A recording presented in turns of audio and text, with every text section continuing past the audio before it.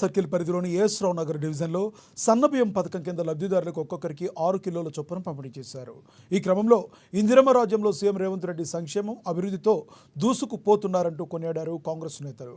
పేదలు కూడా సంపన్నులతో సమానంగా సన్నబియ్యం తినే విధంగా సీఎం రేవంత్ రెడ్డి ముందడుగు వేశారన్నారు.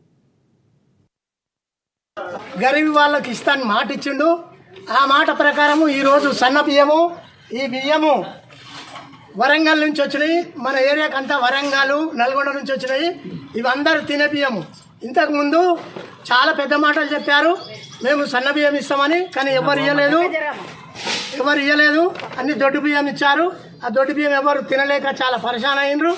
ఈ రోజు నుంచి బడుగు బలైన వర్గాలు సంతోషంగా ఈ బియ్యం తినాలని తింటారు నాకు తెలుసు.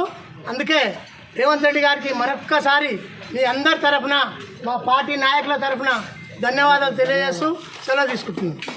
పేద ప్రజలందరికీ కూడా సుదినంగా భావించాలి. ఎందుకంటే తెలంగాణ ప్రభుత్వం వారిచే చేపట్టిన మన ఆహార భద్రత కార్డు రేషన్ బియ్యం పంపిణీ కార్యక్రమానికి ఇక్కడ కమలానగర్ వాస్తవ్యులందరం కూడా ఇక్కడికి చేయడం జరిగింది.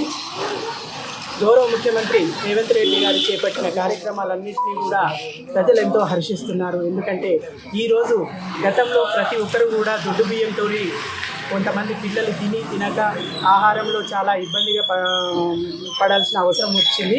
కానీ ప్రస్తుతం సంపన్నులు తినే బియ్యాన్నే ఈరోజు పేద ప్రజలకు కూడా ఇవ్వాలనే ఉద్దేశంతో ఈరోజు మన సన్న బియ్యాన్ని ఇచ్చి రేషన్దారులందరికీ కూడా ముఖ్యమంత్రి గారు ప్రత్యేకంగా బహుమానంగా ఇవ్వటం జరుగుతుంది. కావున ఈ రోజు నుంచి ప్రతి ఒక్కరూ కూడా రాష్ట్రంలో ఉన్న వాళ్ళందరూ కూడా సన్నబియ్యం తిని అందరూ ఆయురారోగ్యాలతో ఉండాలనే ఉద్దేశంతోనే గౌరవ ముఖ్యమంత్రి వారు ఆశీర్వదించడం జరిగింది. కావున పేద ప్రజలు కూడా ఇక్కడికి వచ్చిన వారందరూ కూడా బిలో పావర్టీ లైన్లో ఉన్న వాళ్ళందరూ కూడా చాలా హర్షం వ్యక్తం చేయడం జరుగుతుంది. వారికి మా ఈ కమలానగర్ వాస్తవ్యుల తరఫున మరియు మా డివిజన్ పార్టీ